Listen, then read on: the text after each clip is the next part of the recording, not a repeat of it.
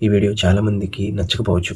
But ఒక విషయం చెప్పాలి అనుకుంటున్నాను. ఒకసారి 2 రాజుల గ్రంథం 19 అధ్యాయం చదివితే అక్కడ ఒక సిట్యుయేషన్ కనపడతా ఉంటదనమాట. హిజ్కియా అనే జూడా కింగ్ అనమాట. పరిపాలన చేస్తూ ఉంటాడు. అప్పుడు అష్షూరు అనే ఒక రాజు తన సైన్యంతో యెరూషలేంని క్యాప్చర్ చేయడానికి వస్తాడనమాట. సో ఆ ఈవినింగ్ నైట్ టైము టెంట్‌లో ఉంటారనమాట. అంటే అష్షూరు సైన్యం అంతా కూడా టెంట్‌లో ఉంటారు.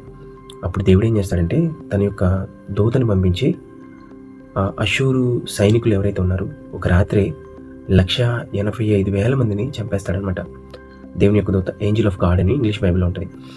సో ఒక దేవదూత ఒక రాత్రికి 185,000 మందిని చంపగలిగిన అంత పవర్‌ఫుల్ బీయింగ్స్ అనమాట. యెషయా గ్రంథం 6వ అధ్యాయం గనుక చదివితే అక్కడ దేవుని యొక్క ప్రెజెన్స్ కనబడతా ఉంటది. దేవుడు సింహాసనం మీద ఉండటం, కెరూబులు, సెరూబులు ఆయన చుట్టూ ఉండడం, వాళ్ళు తమ మహిమతో అంటే దేవుని యొక్క మహిమను చూడలేక రెక్కలతో తమ కళ్ళని, బాడీని కప్పుకున్నట్లు అక్కడ రాయబడింది.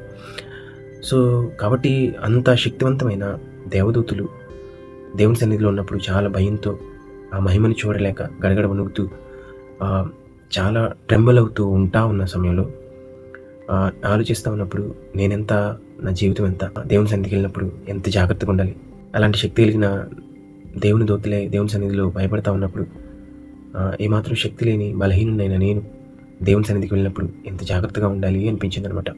అంటే ఇది విమర్శించాలని కాదు, కానీ ఇది నాకున్న ఆలోచన అంతే. కాబట్టి దేవుని సన్నిధికి మనం వెళ్తున్నప్పుడు మన ప్రవర్తన జాగ్రత్తగా ఉందో లేదో చూసుకోవడం అది మన బాధ్యత. అది దేవుని పట్ల మనం చూపిస్తున్నటువంటి గౌరవం, ప్రేమ అనమాట అది. అంతే తప్ప దేవుని సన్నిధిలో అల్లచిల్లరగా ఉంటే అది దేవుని నామాన్ని హీనపరచడం తప్ప మరొకటి కాదనేది నా అభిప్రాయం.